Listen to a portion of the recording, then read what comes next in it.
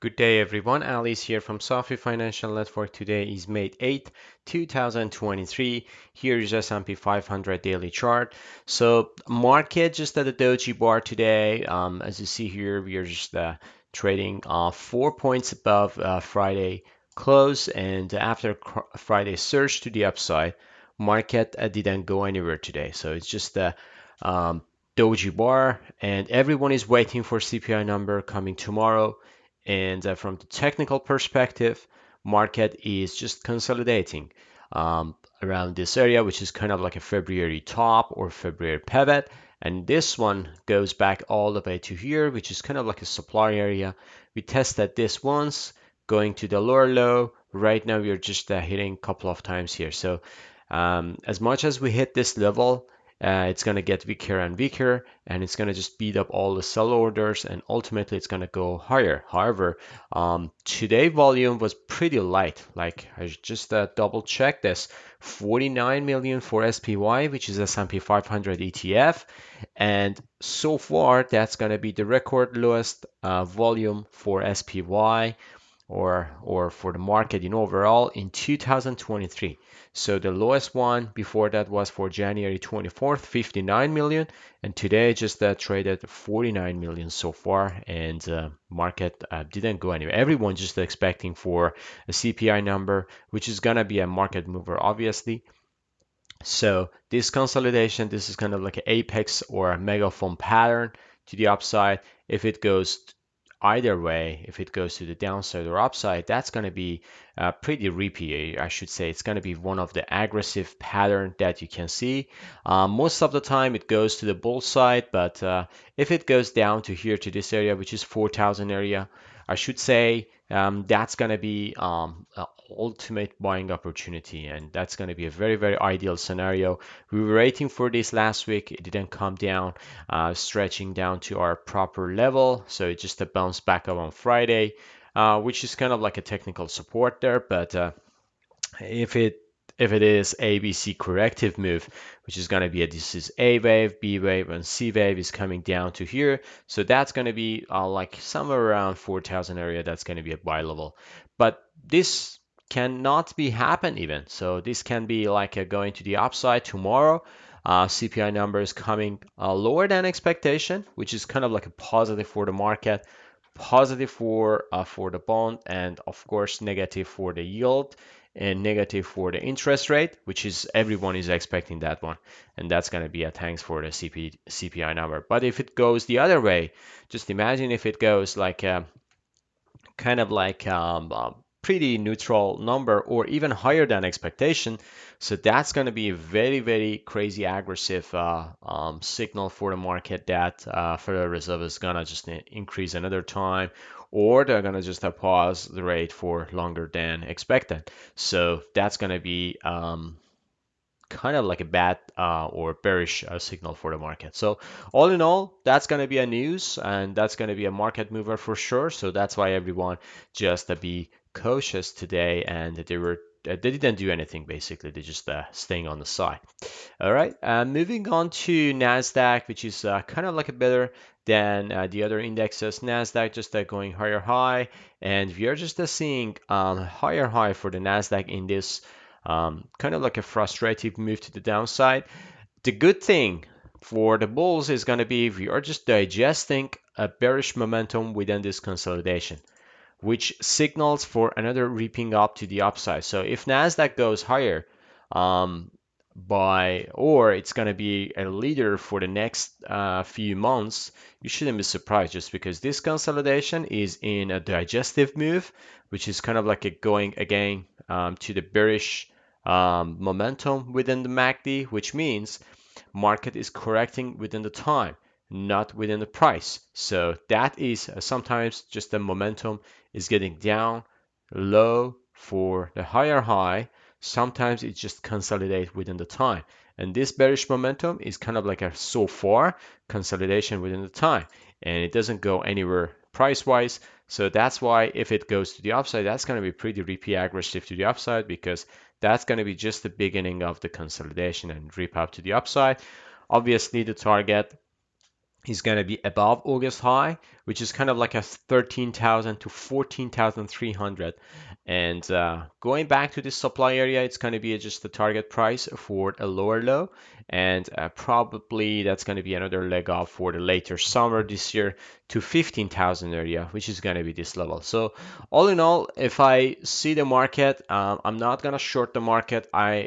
As I said, just the beginning of this year, any dip could be a buying opportunity, which we kind of like a nail it in months of March, in months of May, which we are right now. So 8 to 16 of the May, it's going to be a kind of like a bottoming formation or pivotal point for the May, and we can just set up for another rally to the upside to 13,000 to 14,000. So we'll see how it goes. The next one is US 30 consolidation phase. This is kind of like this is a weekly chart. Let me just go into the daily. So here's the daily chart, and the daily chart, I like the pattern in overall. The pattern is forming kind of like a QM pattern and reverse head and shoulder. So that would be the ideal scenario if we go down here to this level. Let me just clean this up a bit. Just there are lots of lines here. So if we get below this pivotal point to here to 32,000 to 32,700, so that's going to be ideal scenario for bulls. So we'll see if it gets there. If it gets there, that's going to be a good buying opportunity coming along with this trend line and setting up for another rally to the upside. 37,000 to 38,000, even higher. That's going to be a possible scenario for the Dow Jones. Dow Jones can hit new all-time high this year, and I just emphasizing this in every single video because we are not far away from all-time high. So we're just 2-3,000. Actually, it's going to be like a 3 to 4,000 below the all-time high. But if we get a good substantial rally to the upside, that should be kind of like a turmoil for the Dow Jones to setting up for the rally all the way to 38,000 to 40,000 this year. Moving on to some individual names, starting with yield as usual. So yield had a positive day, so 2.35%. It's just welcoming the higher CPI number. However, this pattern is not that strong. As you see here, it's kind of like a choppy consolidation. Weekly chart, it just formed. This is the pole and this is the flag. And this means this is a bear flag.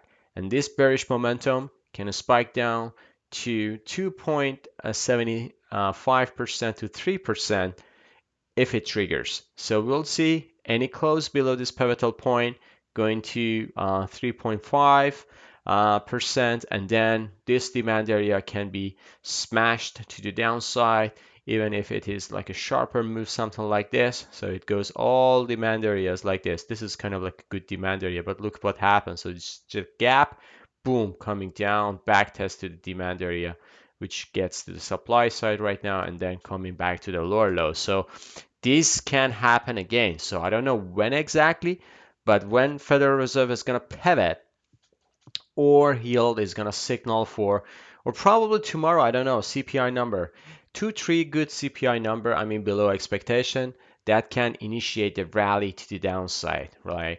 So it's going to just advance the market or spike the market to the downside, and we'll see how it goes. So yield was positive today, so that was obvious correlation, inverse correlation to TLT, which is treasuries. Treasuries going down, so 1.40% down. Again, getting back to this 103. So we'll see how it goes with treasuries. But treasuries right now, it's kind of like in a formation that we are just saying this as a kind of like a head and shoulder to the downside. So if it goes down to here, so that would be kind of like the ideal scenario for me to accumulate more. We'll see. So tomorrow, again, CPI number can be kind of like interesting scenario for a market. So we'll see how it goes. Gold. Kind of like an optic today, but it was not that strong. So it's just holding up pretty well around a 2020. So gold needs to hold up and consolidate here more if it wants to go higher.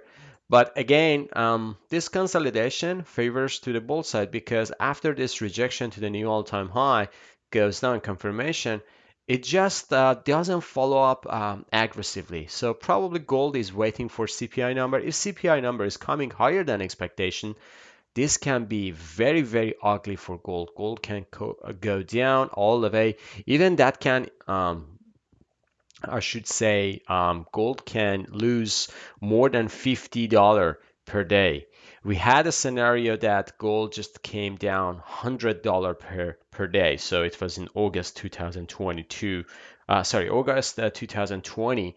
So gold came down, if I just zoom back here, $100. This is the day. So $100 in the new all-time high and then coming down sharply. I remember that day I was in Tofino and this happened. So that's why it's kind of like interesting because I know that. And I'm expecting another higher high this August for gold. So any pullback could be a buying opportunity. So we'll see how it goes. US oil, which is a crude, just had a positive day today, 2% up. And it goes to this supply area, which is kind of like interesting level to see. Let me just move this one here.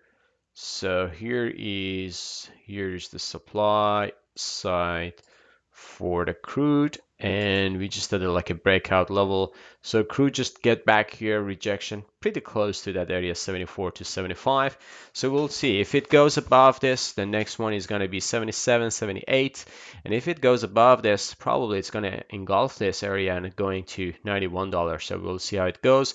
VIX had a negative day, so VIX is coming down. So this is very interesting because if CPI number is expected higher than estimate, then VIX should go up. But VIX is coming down cautiously and goes back again below $17 per index just because people are just not that fearful that think that CPI number is going to be crazy. So we'll see how it goes.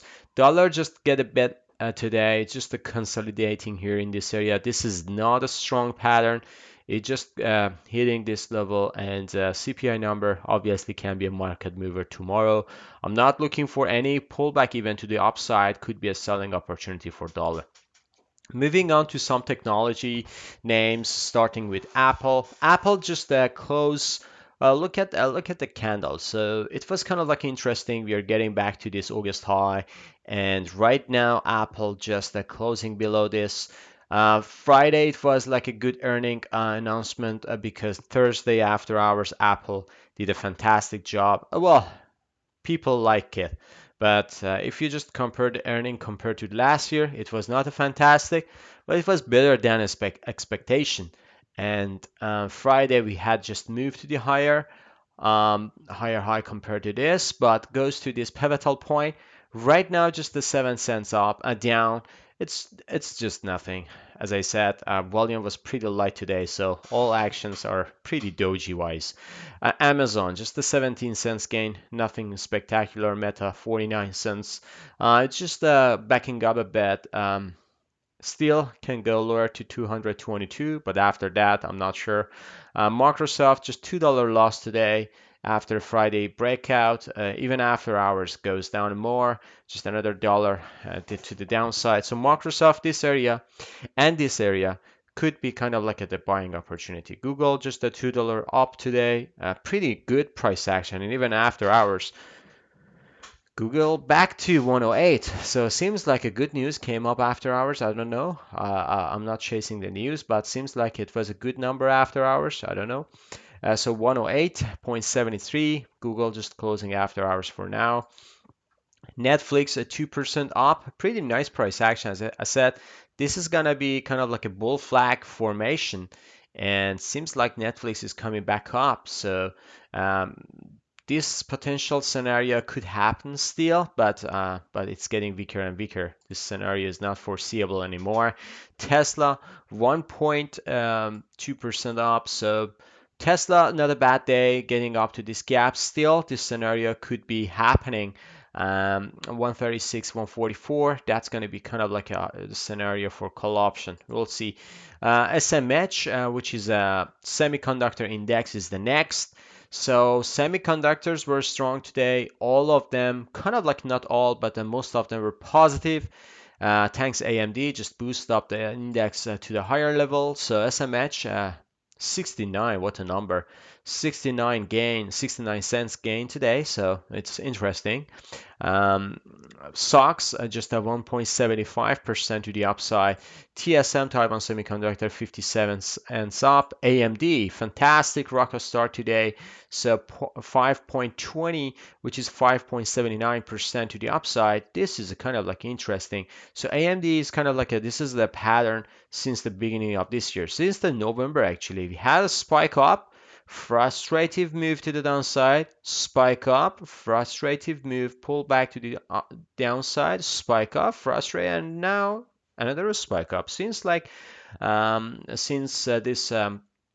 October low, this is kind of a pattern. So any frustrative move can be kind of like a buying opportunity if we hold up the previous low. So which is the case for now, and if it goes to the higher high compared to this, the next frustrative move could be buying opportunity based on this pattern.